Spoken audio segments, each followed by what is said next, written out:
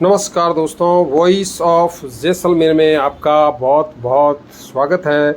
मित्रों, मैं आज उदयपुर आपको सज्जनगढ़ पैलेस के नज़ारे करवा रहा हूँ। मित्रों, सज्जनगढ़ उदयपुर, इस किले का निर्माण सन 1883 में मेवाड़ के महाराणा सज्जन सिंह द्वारा बांसरा की पहाड़ी पर करवाया गया था। किले की सुदृढ़ प्राचीर महाराणा फतेह सिंह के कार्यकाल में पूर्ण हुई। इसमें बने जनाना मर्दाना महल अनेक स्तंभों युक्त है, सभा मंडल है, अनेक इसमें तस्वीरें भी लगी हुई है मित्रों, और फुहारे भी बहुत ऊपर हाइट पर लगे हुए हैं। तो बहुत ही सुंदर नज़ारा है। इससे बहुत दूर तक झीलों का नज़ारा होते हैं। इस प्रकार हम गाड़ी के माध्यम से ऊपर तक जा सकते हैं।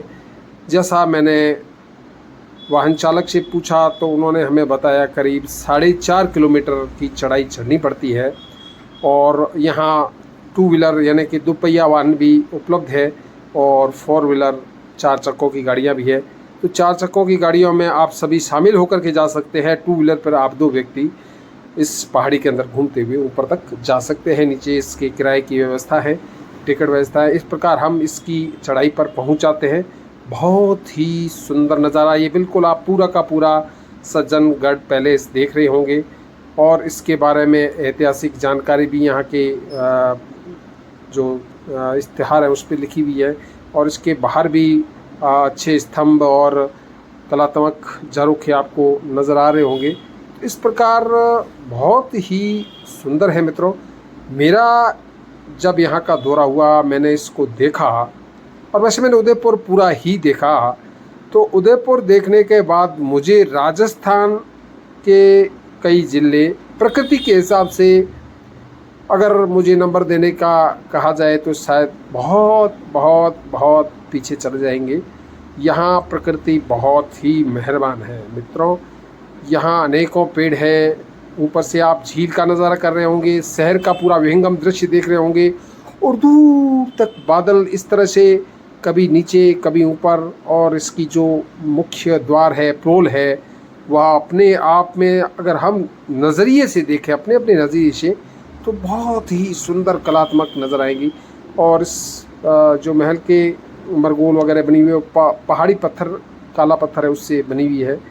और इस महल में एक सबसे बड़ी मैंने चीज़ देखी मेरे अंदर जाने के बाद, यहाँ पर साफ झलक मिलती है कि अंग्रेजी जो या विरासत देश में जो राज्य करने आई थी उस समय की उसमें छाप नज़र आती है। यानी कि जो किले का निर्माण हुआ है उसमें वहाँ बीम लोहे के लगे हुए हैं, यानी कि जो ऊपर जो भीम होते हैं वह लगे हुए हैं, और उस पर पट्टियाँ लगी हुई है। बहुत ही सुंदर। कुछ कमरे इसके बंद है। इस प्रकार हम बाहर से आपको अभी यह नज़ारा करवा रहे हैं, कुछ ऊपर से नज़ारा करा रहे हैं। तो अगर आप उदयपुर जाते हैं तो सज्जनगढ़ ज़रूर देखें। और जैसा मैंने पूर्व में कहा है कि प्रकृति के मामले में उदयपुर से आगे राजस्थान में अन्य ज़िला मुझे नहीं लगता है। ऐतिहासिक महत्व सभी का अपना अपना है, कलात्मक दृष्टि से सबका अपना अपना दायरा है, लेकिन प्रकृति और झीलों की नगरी जो नाम दिया गया है वह वाकई में, वैसे मैं पूर्व में भी गया हूँ, लेकिन इस तरह से इस बहुत ऊंचे स्थान से जब मैंने इस पूरे क्षेत्र को देखा तो मुझे बड़ा ही रोमांच पैदा करने वाले दृश्य नज़र आए। इस महल में चित्रकारी है, और यहाँ के जो क्षेत्र है वह पूरा वन विभाग के अधीन है। तो इसमें कौन कौन से जीव है उसके भी इस महल में कई कलात्मक प्रदर्शनी भी लगाई हुई है, जैसा आप यहाँ देख रहे होंगे। और ऊपर मैंने जैसे कहा लोहे के बीम गर्डर लगे हुए हैं, और यहाँ कुछ आपको यह दृश्य नज़र आ रहे होंगे।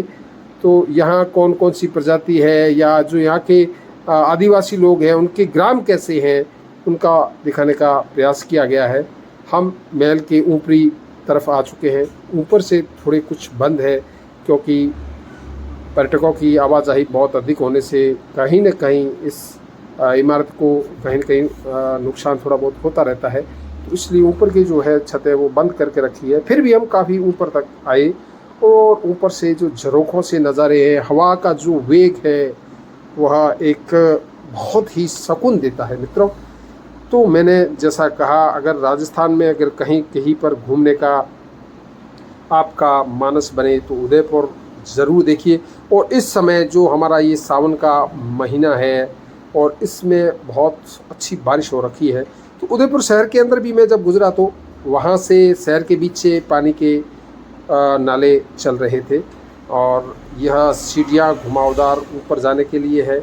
ऊपर से छोटे छोटे खिड़कियाँ इस तरह के रखी गई है, बहुत दूर तक इस सीढ़ी की चढ़ते हुए आप नज़ारा कर सकते हैं। रोशनी आती है, हवा आती है। तो इस प्रकार इस इमारत की बनावट अपने आप में एक उत्कृष्ट और बेजोड़ है।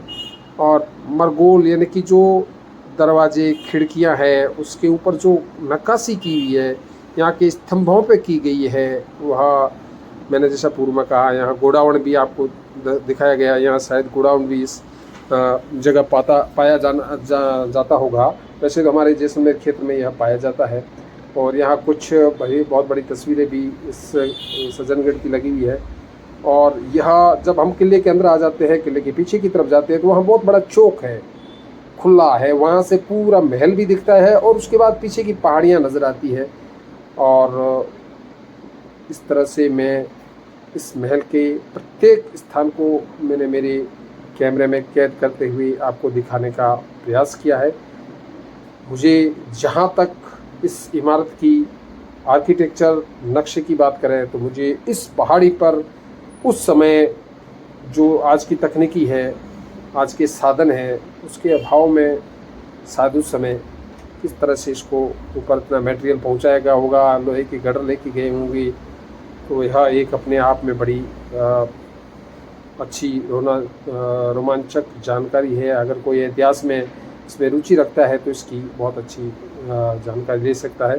जैसा महाराणा सज्जन सिंह के बारे में भी कहा गया है कि उन्होंने भी इस जगह पे कुछ अपना एक प्रयोजन था, वह यहाँ बनाने का था, लेकिन उनका युवावस्था में ही कहते हैं देहांत हो गया। उसके बाद आने वाले फतेह सिंह जी वगैरह राजाओं ने अलग अलग समय में इसका कार्य पूर्ण करवाया है। तो मित्रों, यहाँ कुछ और पक्षी जो यहाँ जंगल में पाए जाते हैं उनका उल्लेख भी है, उनकी चित्रकारी भी है। और पैंथर, यहाँ वानर भी बहुत है जो सड़क के किनारे बहुत ही ज़्यादा मात्रा में थे, ऊपर भी है सज्जनगढ़ में भी। तो पैंथर ने एक वानर को पकड़ के रखा है, उसका भी एक उन्होंने स्टेचू बना के रखा है इसके अंदर। तो इस तरह से हम इस महल में हर क्षेत्र को घूमें। यहाँ महाराजाओं की बड़ी जो पोर्ट्रेट तस्वीरें लगी हुई है और एक शायद यहाँ इन शासक जो है उनकी भी मूर्ति लगी हुई है। और इस तरह से मैंने प्रत्येक कोने का आपको नज़ारा करवाने का प्रयास किया है। और समय समय पर राजनीतिक जो भी हमारी